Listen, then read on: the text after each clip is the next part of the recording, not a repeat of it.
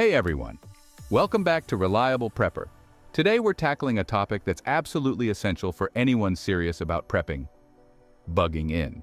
Now, this isn't just about stockpiling supplies or creating a secure space. It's about how to effectively shelter in place during a crisis, avoid critical mistakes, and make the most out of your resources. Whether you're dealing with a natural disaster, civil unrest, or a long-term SHTF scenario, knowing how to bunker in is going to be key to your survival. In this video, we're going to break down everything you need to know to keep your home secure, maintain your supplies, and protect your family when things take a turn for the worst. From common pitfalls to smart prepping strategies, we'll make sure you have the knowledge to face a long-term crisis head-on and come out stronger on the other side. These are the kinds of insights that can make a real difference when the pressure's on. Before we get into it, make sure to hit that like button and subscribe to the channel if you haven't already. It helps us keep bringing you the best prepping content. And don't forget to follow us on Facebook for even more updates and tips that could save your life in a crisis. Let's get started. Let's start by defining what we mean when we talk about bugging in. Essentially, bugging in means staying put in your home or a designated safe location during a crisis. Whether it's a natural disaster, widespread civil unrest, or any situation where it's more dangerous to leave than to stay. When you're bugging in, your goal is to use the supplies and resources you've stored up to survive the crisis in place, without relying on external help. For most preppers, this is the preferred option over bugging out. Why? Because you're in familiar territory. You know your home, your supplies are there, and it's easier to create a defensible space in a location you control.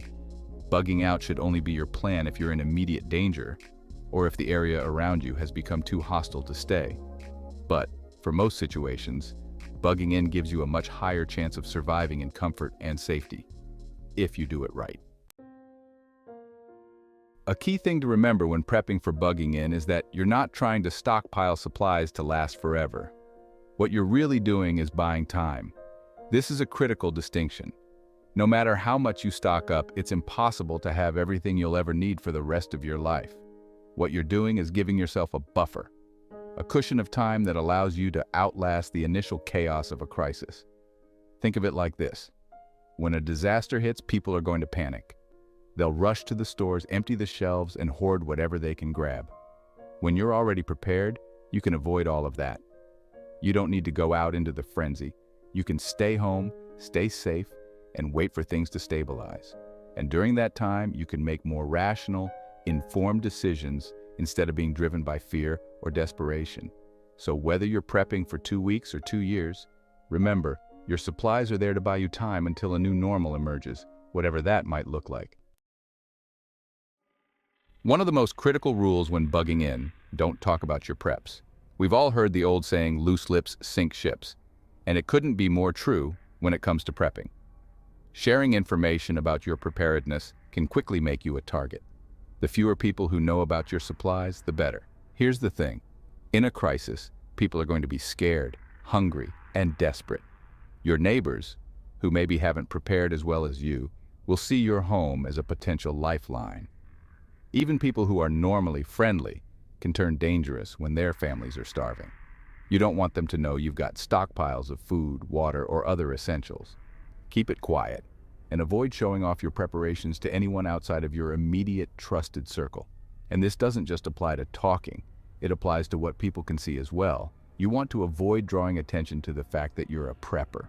We'll get into more specifics on how to do that in the next section, but the key takeaway here is discretion is your best defense.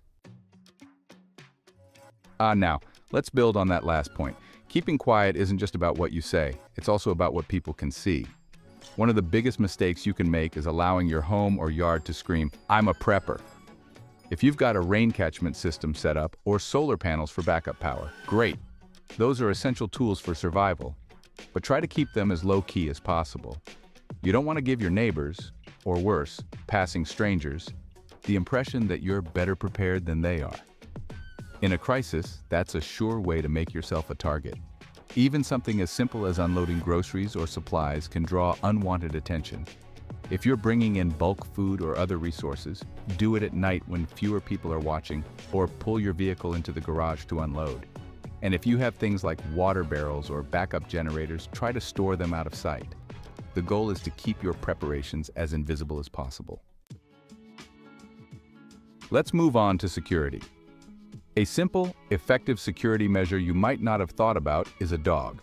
Now, I'm not saying you need to go out and get a massive guard dog, although breeds like German Shepherds or Rottweilers can certainly be a great addition to your security setup. Even smaller dogs like terriers or pugs can act as an early warning system. They're alert, they'll bark at unusual activity, and that can give you the heads up you need to investigate further. Dogs have incredible senses, hearing and smell far beyond what humans can detect. If someone is approaching your property or if there's suspicious activity nearby, a dog will often alert you long before you'd notice it yourself. It's a simple but effective layer of security that doesn't rely on technology or electricity. Plus, they offer companionship, which can be a huge morale booster in a long-term situation. Just remember, owning a dog comes with responsibilities. You'll need to make sure you've stockpiled enough food and supplies for them too. And if you're in an apartment or don't have a lot of space, you might want to consider a smaller, more manageable breed that still offers that valuable early warning function. While dogs are a great asset, they shouldn't be your only line of defense. In a true SHTF scenario, you need a multi-layered security approach. Let's talk about combining modern security systems with low-tech solutions. If you're lucky enough to still have power, modern security systems like cameras, motion sensors, and alarms are incredibly useful. Systems like Ring or SimpliSafe allow you to monitor your property in real time and receive alerts directly to your phone. But remember, these systems rely on electricity, so if the grid goes down, they won't be reliable for long. That's why you also need to think about low-tech security solutions. Simple things like tripwires or perimeter alarms can give you advanced warning if someone is approaching your home. Even something as basic as wind chimes near windows or doors can alert you to movement when it's otherwise quiet. Reinforce doors with additional locks or barricades and make sure windows are secured with dowels or bars. Another great option is solar-powered security lights that can be triggered by motion. Even if the power is out, these can light up the outside of your home and potentially scare off intruders. The key here is layers. Don't rely on just one method of securing your home. Leaving your home during a crisis should be a last resort. However, there may come a time when you have no choice. Maybe you need more supplies, or there's an immediate threat that requires you to evacuate. Whatever the reason, leaving your home is risky, and you need to take precautions. First and foremost, never leave your home unattended if you can help it. If you're bugging in, your home is your fortress. It's where your supplies are, where you're safest. If you leave it unguarded, you risk losing everything. If possible, always have someone stay behind to guard the property while others leave for necessary tasks. If you do have to leave, make sure you're prepared for what could happen while you're gone. Secure your doors and windows as much as possible, and leave minimal signs that the house is empty. You don't want to come back to find that everything you've worked for has been taken. Now let's talk about one of the most critical resources in any survival scenario: water. You can only survive about 3 days without water. And in a long-term crisis, water will be one of your top concerns. The best-case scenario is that you have a reliable water source on your property, like a well, a pond, or a rain catchment system. If that's the case, you're in a much better position. But for most people, a natural water source isn't an option. That's why it's essential to have a backup plan. A rain catchment system is a great way to collect water, but you'll need a way to store and purify it. Those large blue barrels work well for water storage, but make sure they're food grade and properly sealed to avoid contamination. And don't forget, water is heavy, 8 pounds per gallon, so transporting it can be a challenge. Having a few smaller portable containers is a good idea for moving water around if necessary. No matter where you get your water, make sure you have a way to purify it. Boiling is the most basic method, but having a high-quality water filter on hand is even better. You can also use water purification tablets or unscented bleach in a pinch. Just remember, water is life, so never underestimate its importance. Once you have water, the next step is rationing it carefully. In a grid down or long-term crisis, water will likely be scarce, and you'll need to make it last. This isn't the time for long showers or washing the car. Drinking water should always be your top priority, followed by cooking and sanitation. If you have a rain catchment system, Make sure you're regularly checking and maintaining it so that you can collect as much water as possible when it rains. And if you don't have an immediate water source on your property, you need to be aware of where you can get water nearby, whether that's a stream, lake, or other natural source. And keep in mind, transporting water is no small feat. If you're getting water from a natural source, make sure you have containers that are easy to carry, and always be aware of security risks. Natural water sources can attract both animals and people, so it's crucial to stay vigilant. This tip might sound odd, but it's incredibly important. Don't look too well fed during a crisis. When food becomes scarce, people will notice if you and your family seem healthier or better nourished than everyone else. In desperate times, that can make you a target, with others assuming you have hidden resources they can take by force if needed. This ties into careful food rationing. You don't need to eat until you're full, just enough to maintain your energy. It's better to stretch your food supply than to run through it quickly. Losing a bit of weight during a crisis isn't necessarily bad. It helps you blend in with others who are also struggling. A practical tip here is to wear oversized or baggy clothing. It can make you look like you've lost weight, helping you avoid attention. Loose clothes can also be practical for layering and movement, making them a useful choice in survival situations. Blending in and appearing as if you're struggling like everyone else can keep you safer and less of a target during a crisis. Cooking smells travel far, especially when food is scarce. If you're grilling up steaks or cooking a big pot of stew, the smell will attract attention. Hungry people are going to notice those smells, and in a desperate situation, that could be all it takes to bring them knocking at your door, or worse. So, how do you cook without drawing attention? First, try to cook indoors if possible, and make sure the area is well ventilated. Boiling food creates fewer smells than frying or grilling, so consider that when planning your meals.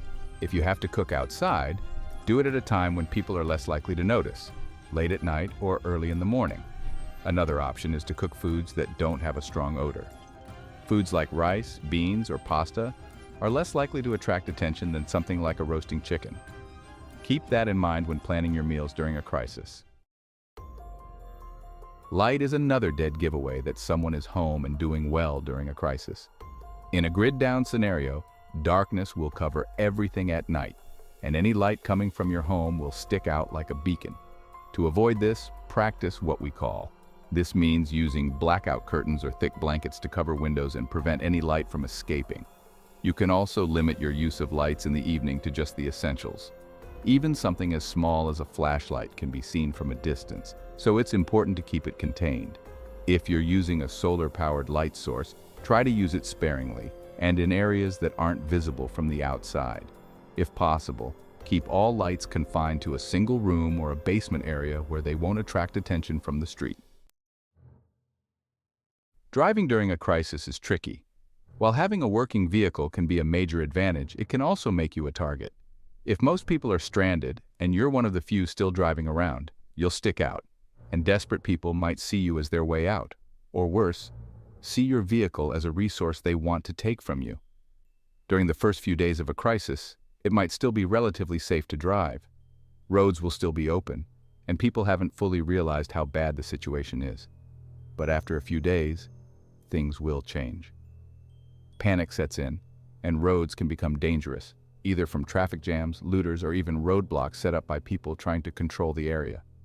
If you do need to drive, make sure you're prepared for any situation. Keep your vehicle well maintained, with a full tank of gas, and avoid taking risks.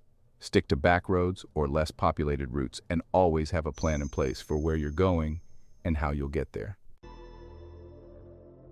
If you're bugging in during the winter, staying warm becomes a top priority.